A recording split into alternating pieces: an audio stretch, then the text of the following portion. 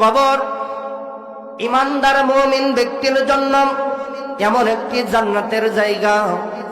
যখন কোন ইমানদার মুমিন ব্যক্তি মারা যায়, তার সঙ্গী সাথী আত্মীয় স্বজন সন্তানরা যখন কবরের মধ্যে রেখে আসার সঙ্গে সঙ্গে আমার ভাইয়েরা ওই কবরের মধ্যে তার আইডেন্টি চেক করার জন্য, তার পাসপোর্ট ভিসা চেক করার জন্য, তার আইডেন্টি চেক করার জন্য দুইজন ইমিগ্রেশন অফিসার হিসাবে দুইজন ফেরেশতা ওই কবরের মধ্যে চলে যাবে। কবরের মধ্যে গিয়ে তার কাছে বিভিন্ন প্রশ্ন শুরু করবে। রব কি তোমার, দিন কি তোমার, রাসূল তোমার কে? ফেরেশতা আসিয়া যখন জিজ্ঞাসা করিবেন, ফেরেশতা আসিয়া যখন জিজ্ঞাসা করিবেন, প্রস্তুতি নাও সেই জবাবের লাগি। নামাজ পড়ো, কোরআন পড়ো, জীবন গড় ইসলামের পর থাকি। সেটাই তোমার রাসূল বিনে, সেটাই তোমার রাসূল বিনে বন্ধু না মিলিবে। রব কি তোমার, দিন কি তোমার, রাসূল তোমার কে? ফেরেশতা আসিয়া যখন জিজ্ঞাসা করিবে। আমার ভাইরা, ইমিগ্রেশন অফিসার হিসেবে দুইজন ফেরেশতা এসে আমার ভাইরাম ওই ইমানদার মুমিন ব্যক্তির কাছে প্রশ্ন শুরু করবেন। মান রব্বুক, তোমার রবকে? আমার ভাইরা, ওই ইমানদার মুমিন মুত্তাকি ব্যক্তি জীবন পেয়ে দুনিয়াতে তো রবের দেখানো পথে চলেছে, দিন ইসলামের পথে চলেছে, সঙ্গে সঙ্গে সে বলবে রব্বি আল্লাহ,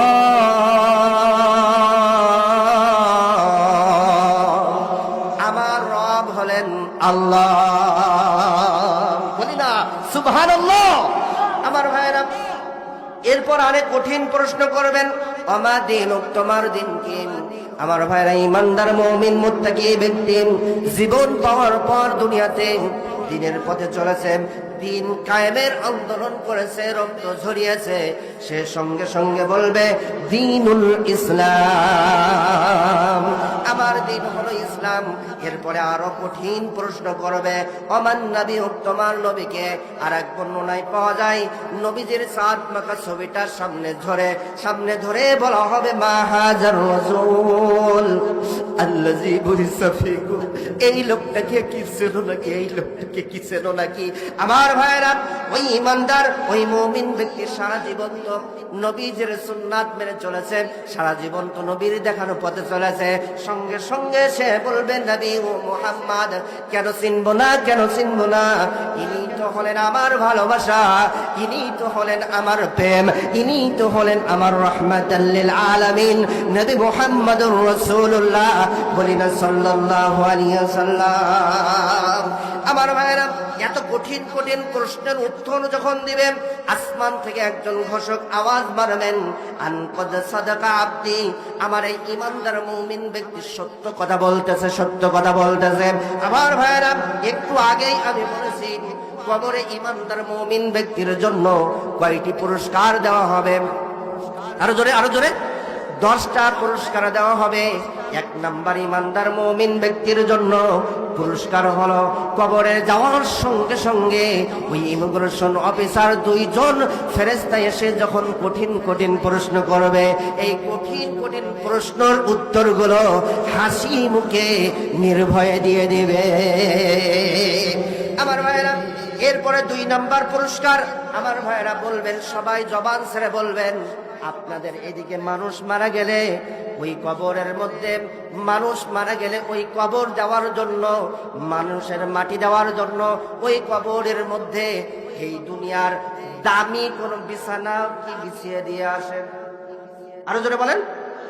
দামি কোন টাইলস দিয়ে আসেন? দামি কোন টাইলস দিয়ে আসে না।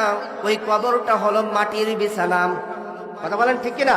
ওই মাটির বিছানায় আর নেককার ইমানদার মুমিন ব্যক্তিকে যখন রেখে আসা হবে, সঙ্গে সঙ্গে আল্লাহ তাআলা ফেরেশতাদেরকে ডাক দিয়ে বলবেন, ফাফরিশুহু মিনাল জান্নাত।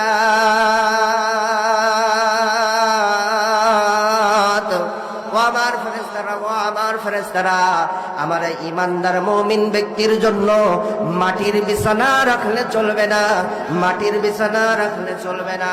আমার এই ইমানদার মুমিন ব্যক্তির জন্য জান্নাত থেকে একটা সুন্দর জান্নাতের পোশাক, জান্নাতের বিছানা বিছিয়ে দাও।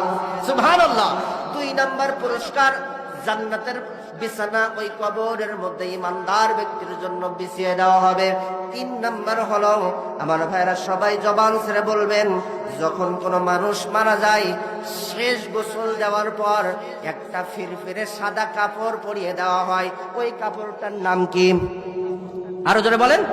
কাপড়ের কাপড় পরিয়ে যখন তার সঙ্গী সাথীরা যখন ওই কবরের মধ্যে রেখে আসবে, আমার ভাইরা সঙ্গে সঙ্গে আল্লাহ তাআলা ফেরেশতাদেরকে ডাক দিয়ে বলবেন, ও আমার ফেরেশতারা, ও আমার ফেরেশতারা, আমার এই ইমানদার মুমিন মুত্তাকি ব্যক্তির জন্য ওই সাদা কাপড়ের কাপড় রাখলে চলবে না, সাদা কাপড়ের কাপড় রাখলে চলবে না। ওর শরীর থেকে সাদা কাপড়ের কাপড়টা খুলে নিয়ে ওয়া আলবিসুহু মিনাল জান্নাত, জান্নাতের সুন্দর একটা তার পোশাক গায়ে পরিয়ে দাও। আরো জোরে বলেন না সুবহানাল্লাহ। তাহলে 3 নাম্বার পুরস্কার হলো, ইমানদার মুমিন ব্যক্তির জন্য কবরে সুন্দর একটা পোশাক পরিয়ে দেবেন, জান্নাতের পোশাক যিনি পরিয়ে দিবেন, গলার আওয়াজটা বড় করে বলেন তো তিনি কে? আরো জোরে।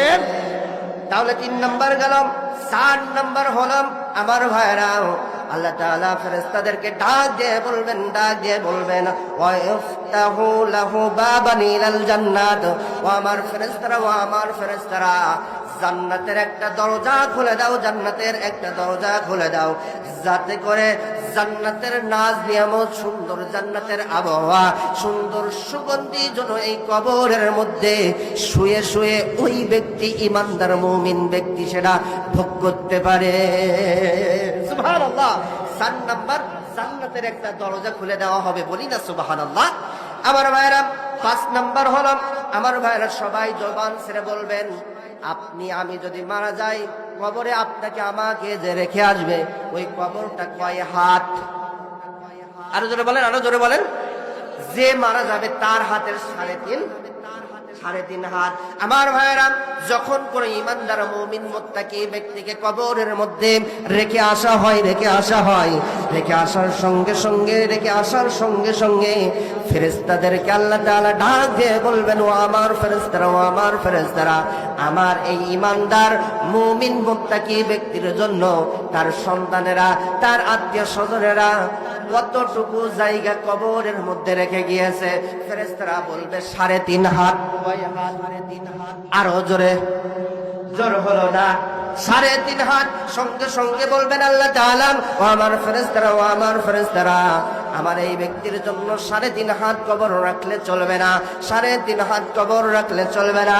এই ব্যক্তির জন্য, আমার এই ব্যক্তির জন্য ওয়ায়ুফতাহু লাহু ফিহা মাদ্দা বাসারি, আমার এই ব্যক্তির জন্য, নেককার ব্যক্তির চোখের 2 চোখের জ্যোতি যত দূর পর্যন্ত যাবে, তত দূর পর্যন্ত তার কবরটাকে প্রশস্ত করে দাও, বড় করে দাও। আরো জোরে বলেন না সুবহানাল্লাহ। 5 নাম্বার, কবরটাকে বড় করে দেওয়া হবে। আমার ভাইরা, এরপর হলো 6 নাম্বার।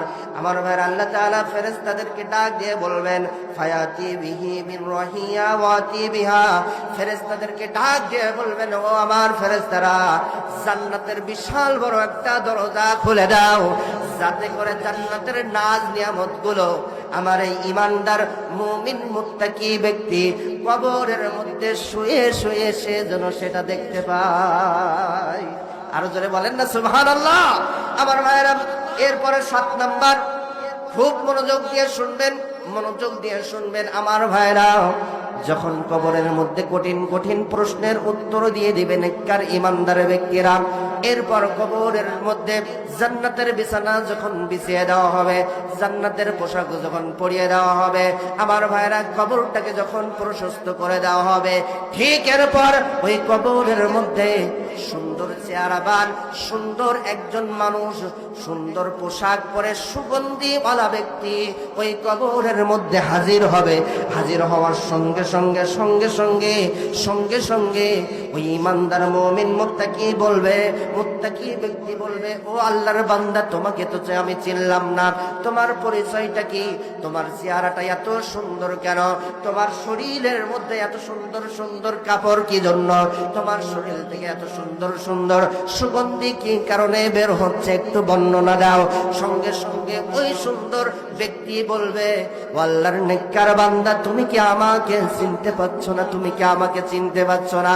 আমি তো তোমার দুনিয়াতে থাকতে তুমি যে 5 ওয়াক্ত নামাজ পড়েছিলে, যখনই মুয়াজ্জিন মধুর কণ্ঠে মসজিদ থেকে ডাক মারত, হাইয়া আলাস সালাহ, এসো নামাজের জন্য এসো, হাইয়া আলাল ফালাহ, এসো কল্যাণের জন্য এসো, দুনিয়ার সমস্ত কাজ ফেলে যে তুমি যে নামাজে দৌড়াতে মসজিদে যেতে, ওই 5 ওয়াক্ত নামাজ আজ তোমার সামনে আমি সুন্দর মানুষ হয়ে এসেছি। আমার ভাইরা, ওই ব্যক্তি আবার বলবে, তুমি যে প্রচন্ড শীতের সময়, প্রচন্ড শীতের সময় সবাই যখন শীতে থরথর করে কাঁপত, তুমি রাতের বেলায় ওই প্রচন্ড ঠান্ডা পানি দিয়ে শীতের সময় উঠে আল্লাহ তাআলার দরবারে দাঁড়িয়ে যেতে, রাতের বেলায় তাহাজ্জুদের নামাজ পড়তে, সেই তাহাজ্জুদের নামাজ হলাম আমি। আমার ভাইরা এরপরে বলবে, তুমি যে রমজানুল মুবারক মাসে না খেয়ে কাটাতে, সেই রমজানুল মুবারকের রোজা হলাম আমি, তোমার সামনে দাঁড়িয়ে রয়েছে। তুমি যে দুনিয়াতে দান সাদাকা করতে, দুনিয়াতে ইকামতের দিনের কাজ করতে, সেই ভালো ভালো আমল যেগুলো করেছো, সেই ভালো ভালো আমলগুলো আজ সুন্দর মানুষ রূপে আমি তোমার সামনে হাজির হয়ে গিয়েছি। আমার ভাইরা, ওই ব্যক্তি তখন বলবে, শুধু আল্লাহ তাআলা আমাকে প্রেরণ করেছে, কবরের মধ্যে পাঠিয়েছে, তাই নয়, তাই নয়, একটা সুসংবাদ দিয়েছে। সে সুসংবাদ হলো, তুমি এখানে কবরের মধ্যে শান্তিতে নির্ভয়ে জান্নাতের নাজ নিয়ামত ভোগ করতে করতে কিয়ামত পর্যন্ত ঘুমিয়ে পড়ো, তোমার কোনো টেনশন নাই। আরো জোরে বলেন না সুবহানাল্লাহ। আমার ভাইরাম, এরপর 8 নম্বর ফেরেশতারা তাকে ডাক দিয়ে বলবেন, নেককার ইমানদার ব্যক্তিকে ডাক দিয়ে বলবেন, নাম কানুমাতুল আরশ, ও আল্লাহ তাআলার নেককার বান্দা বান্দি, তুমি এখানে বাসর ঘরে নতুন বউ যখন বিবাহ করে, আমার ভাইরা ওই বিবাহ করার পর নতুন বর যখন নতুন বউকে বাসর ঘরে আনন্দ উৎফুল্লের সাথে ওই রাতটা কাটাই, তুমি ওই কবরের মধ্যে আনন্দের সাথে কিয়ামত পর্যন্ত রাত কাটিয়ে দাও। আরো জোরে বলেন না সুবহানাল্লাহ। এরপরে 9 নম্বর, আমার ভাইরা, এরপরে 9 নম্বর হলো আল্লাহ তাআলা ওই কবরটাকে, অন্ধকার কবরটাকে আমার ভাইরা আলোকিত করে দিবেন, জান্নাতের আলোয় আলোকিত করে দিবেন। এরপর 10 নম্বর হলো আল্লাহ তাআলা নেককার ইমানদার ব্যক্তিদেরকে ঘুমের ঘরে স্বপ্নে দেখাবেন, হাযা মাকউদু হাত্তা ইয়াবাসাকাল্লাহু ইয়াউমাল কিয়ামাত। আরো যারা বলেন না আল্লাহু আকবার। ঘুমের মধ্যে জান্নাতের নাজ নিয়ামত গুলো দেখানো হবে, নাজ নিয়ামত গুলো দেখানো হবে। আমার ভাইয়েরা, নাজ নিয়ামত গুলো যখন দেখবে, ফেরেশতারা বলবে, ও আল্লাহ তাআলার নেককার বান্দা বান্দি, টেনশন করো না, দুশ্চিন্তা করো না, একটু পরেই কিয়ামত হয়ে যাওয়ার পর, কিয়ামতের পরেই ওই তোমার ওই নিয়ামত ভরা জান্নাতে তোমার ওই জায়গায় দেওয়া হবে, একটুখানি অপেক্ষা করো। সুবহানাল্লাহ। আমার ভাইরা, এই 10টা পুরস্কার কবরের মধ্যে দেওয়া হবে। আপনি আমি এই 10টা পুরস্কার পেতে চাই। আর জোরে বলেন চান না? আরো জোরে বলেন চান না? চান কারা কারা? ডানে হাত তোলেন।